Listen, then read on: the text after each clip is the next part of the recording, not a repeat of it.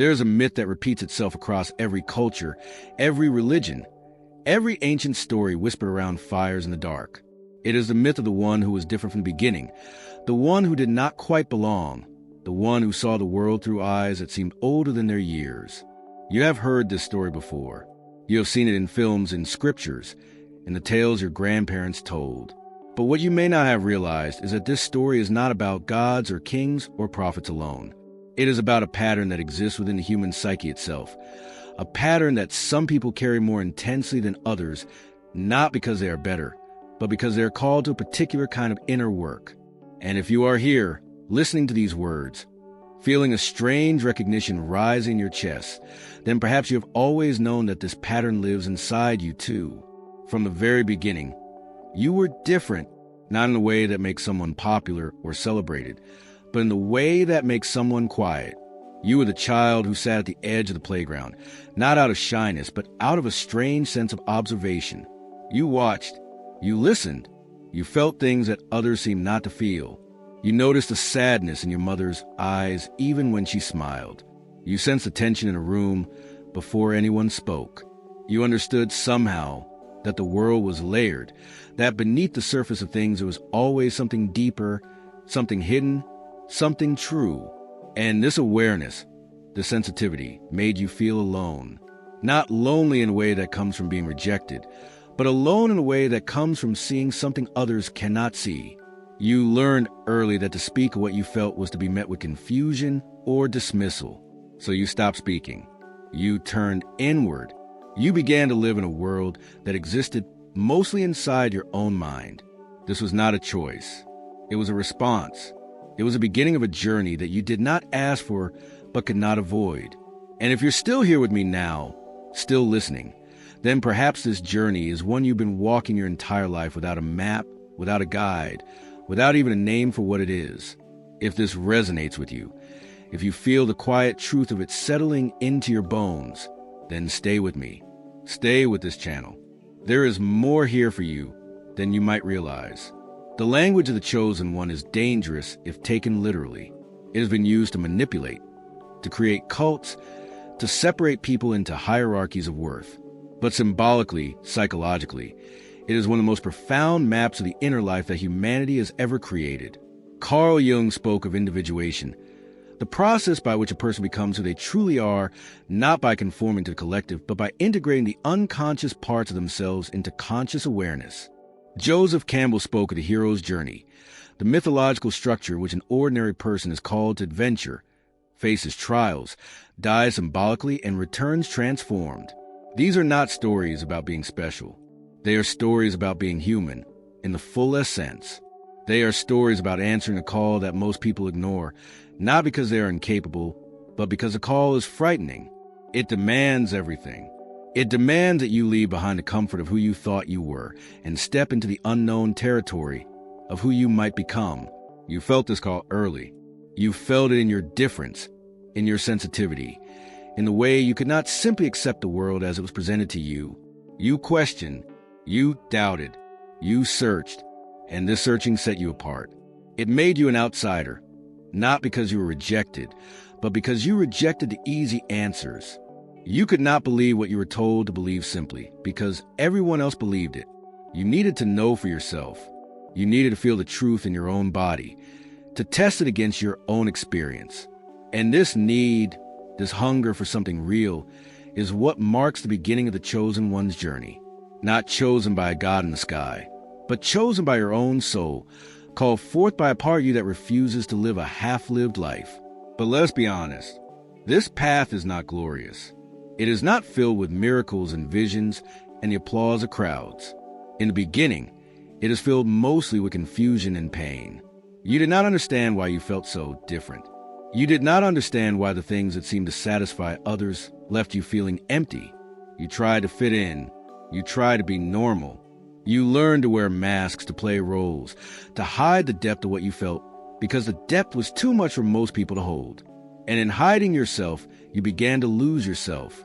You began to forget that the sensitivity was not a curse, but a gift.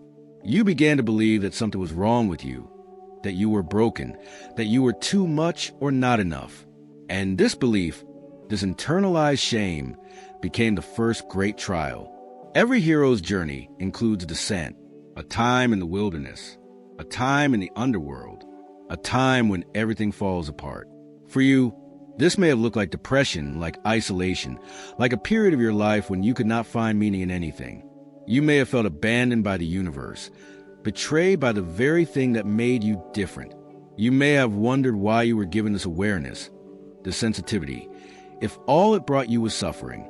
And in that darkness, you were alone, not because no one cared, but because no one could reach you.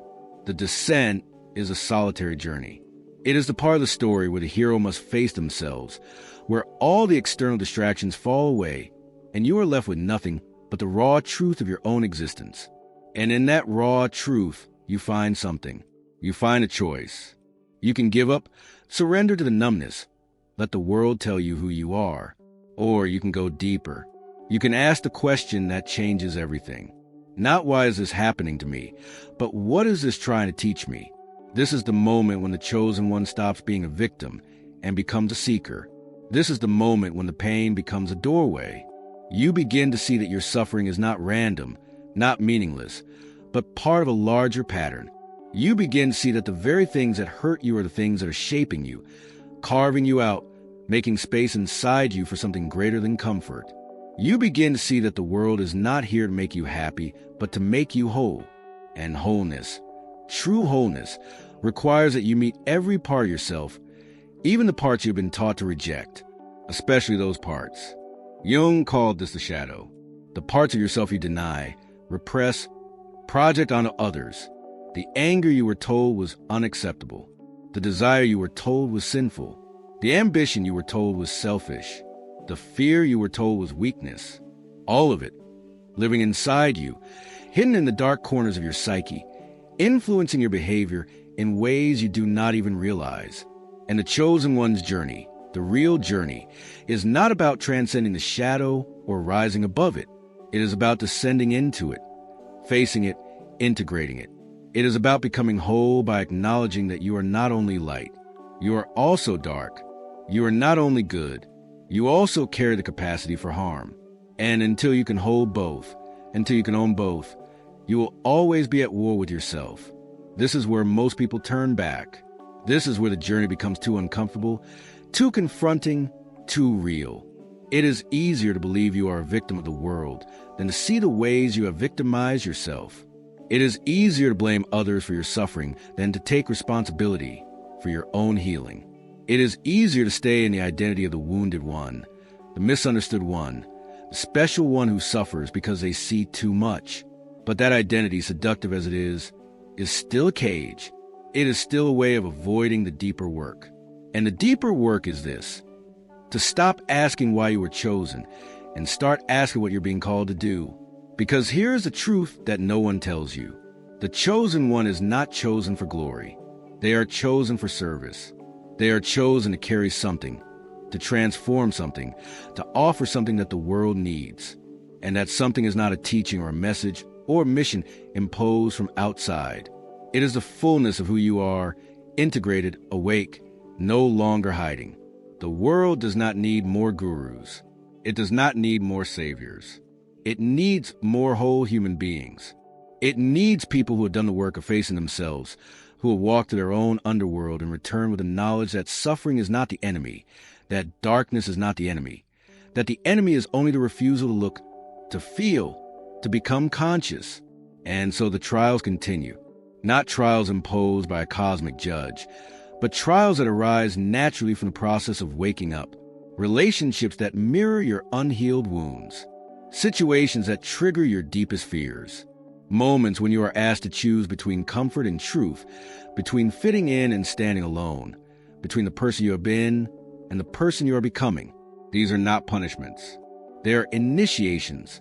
They're the fire that burns away everything false, everything borrowed, everything that is not truly you. And yes, it hurts. Yes, it feels unbearable at times. Yes, you'll want to give up. But if you keep going, if you keep choosing truth over comfort, awareness over denial, responsibility over blame, something begins to shift. You begin to trust yourself, not in the arrogant way, Not in a way that claims to have all the answers, but in the quiet way that knows you can handle whatever comes. You begin to trust that your sensitivity is not a wound but a tool. You begin to trust that your solitude was not a punishment but a preparation. You begin to trust that everything you have lived through, every moment of pain, every moment of doubt, was not wasted. It was forming you. It was teaching you. It was giving you the depth, the compassion, the wisdom that you will need for what comes next. And what comes next is not a destination. It is not a moment of arrival where you finally become the chosen one and everyone sees you for who you are. What comes next is simply more life, but you meet it differently. You meet it with presence. You meet it with honesty. You meet it with the knowledge that you are not here to be special, but to be real. If you've come this far with me, if you're still here, still listening, still feeling the resonance of these words moving through you, then I want you to know something. You are not alone in this. There are others walking this path, others who understand what it means to feel too much, to see too much, to carry the weight of their own becoming. And if this channel has been a companion to you on that journey, if these words have helped you make sense of what you've been feeling, then consider staying. Consider subscribing. Not because I need you to, but because you might need a place to return to when the path gets lonely again. And it will, but you will also find your way back. The final stage of the journey is not about reaching some enlightened state. It is about integration.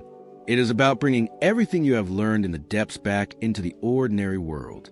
It is about learning to live as a whole person, not split between a mask and the truth, not divided between who you are in public and who you are in private, but integrated, congruent, aligned. This is what it means to rule. Not to rule others, but to rule yourself. To have dominion over your own mind, your own emotions, your own reactions. To be sovereign in the truest sense, not because you control everything around you, but because you're no longer controlled by the unconscious forces within you. Yuhanna, the name whispered in ancient texts, the seer, the witness, the one who spoke of visions and revelations, is not a person outside of you. Yuhanna is a symbol of the voice that has always been inside you, the voice that sees beyond the surface, the voice that knows you are here for more than comfort and distraction and the accumulation of things. Yuhanna is the part of you that remembers you are not just a body moving through time, but a consciousness having a human experience. That remembers you are not separate from the world, but woven into it, responsible for it, called participate in it with full awareness. And when Yuhanna says you will rule, it is not a prophecy of power over others. It is a recognition of the power you have always had but have been too afraid to claim. The power to choose. The power to create. The power to transform your own suffering into wisdom, your own darkness into light, your own isolation into compassionate presence. This is a teaching that the chosen one archetype has always been trying to convey. That you are not chosen because you are better, but because you are willing to feel, willing to face, willing to grow. And that willingness, that openness to the journey, is what makes you capable of offering something real to the world. Not a teaching, not a doctrine, not a set of rules, but your own lived example of what it looks like to be awake, to be honest, to be human without apology. The year ahead, 2026, is not magic. It is not destined. It is not a cosmic decree that will rearrange your life without your participation, but it is an opportunity. An opportunity to step more fully into the work you have been doing all along. An opportunity to stop waiting for permission, for validation, for someone outside of you to tell you that you are ready. You are ready, not because you are perfect, but because you are willing. Not because you have transcended your humanity, but because you have embraced it. Not because you have all the answers, but because you are finally asking the right questions. And the right questions are not about destiny or fate or cosmic purpose. The right questions are about presence, about awareness, about integrity. Am I living in alignment with what I know to be true? Am I acting for my values or for my fears? Am I hiding or am I showing up? Am I blaming or am I taking responsibility? Am I numbing or am I feeling? These are the questions that matter. These are the questions that shape a life.